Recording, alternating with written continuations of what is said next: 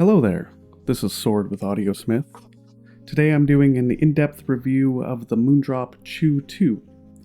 Remember, personal preferences in audio gear will vary, and we all hear differently. This review is based on my own subjective experience.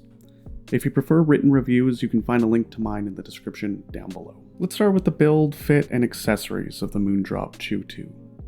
The Chu II retains the shell design of the original, but brings a fresh aesthetic. The metal shell feels premium, especially considering its budget-friendly price of $18.99. It's comfortable, fairly small, and comes with a detachable cable, which is a very welcome change over the original's fixed cable.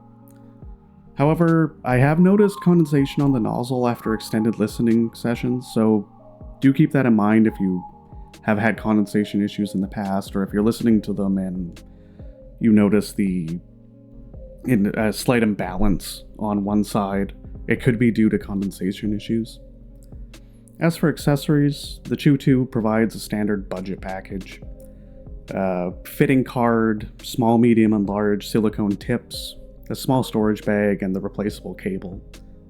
Unfortunately, these accessories kind of fall short compared to the original Chu or other offerings. The original Chu had the premium spring tips, and it would have been nice to see those here, or a broader selection of ear tips like the Truth Ear Hole it comes with. I also must say I'm not a fan of this included cable.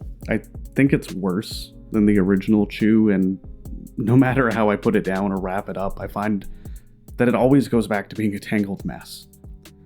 Fortunately, it is interchangeable, so you do have that option to swap it out with something more manageable, but as a budget offering, it's hard to recommend someone to replace a cable that's going to cost, the same price of the IEM that they're purchasing, which is unfortunate. Let's delve into the sound quality of the Moondrop Chu II. The Chu II boasts a 10mm aluminum magnesium alloy composite diaphragm, a significant upgrade over the original titanium-coated driver. The tuning is noticeably different from the original, adopting a V-shaped signature and a pronounced bass boost. This results in a fuller-bodied sound with decent note weight, offering a higher quality experience compared to the original. The sub-bass, for me, is a standout feature, offering the best sub-bass quality I've encountered in a budget IEM. Bass buildups and drops have distinct note weight and punch, adding to the fun factor.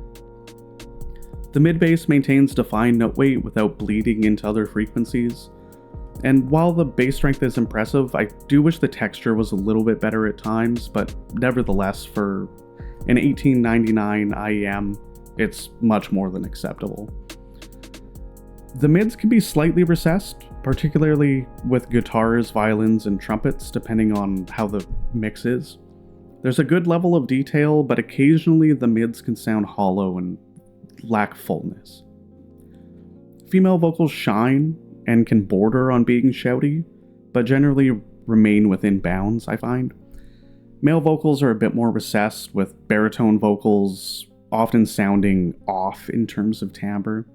Overall, considering the price range, vocal performance is quite good. The treble is where most of my concerns are. It's energetic and engaging, but can be sharp and piercing. Those sensitive to treble might find it fatiguing at times, and additionally, busy treble passages can lead to blurring, causing a loss of stage and depth. Now let's discuss the technical aspects of the Chu II. Surprisingly, the technical performance of the Chu II is fairly impressive for its price point. The bass remains clear and retains resolution despite the considerable sub-bass output. The dynamics are good. You do have that issue in the upper treble that can cause blurring when handling complex treble passages, but for the most part it does a great job. Soundstage feels somewhat closed in, but offers a decent sense of depth compared to other budget options. Imaging is reasonably accurate, providing a good sense of instrument placement.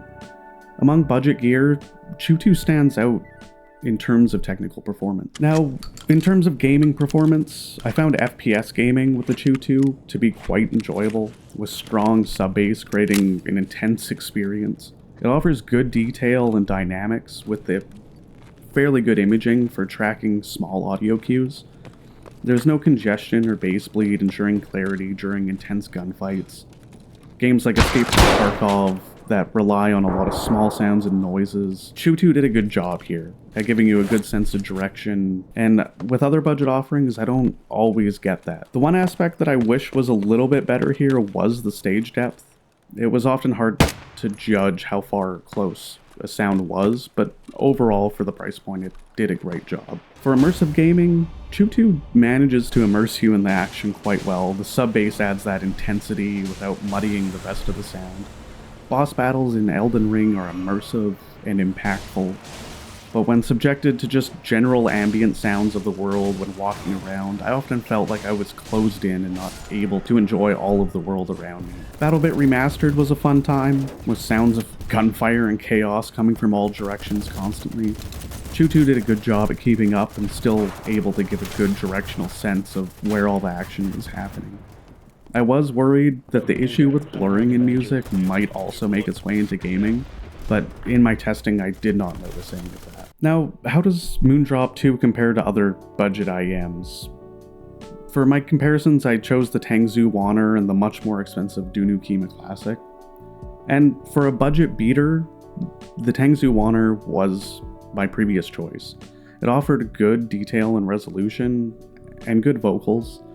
However, I think the Chu II has replaced that for me, providing even better detail and text with a more fun tuning. The metal build of the Chu II also inspires more confidence, but Wan'er might still be preferable for those seeking fuller mids and more forward female vocals.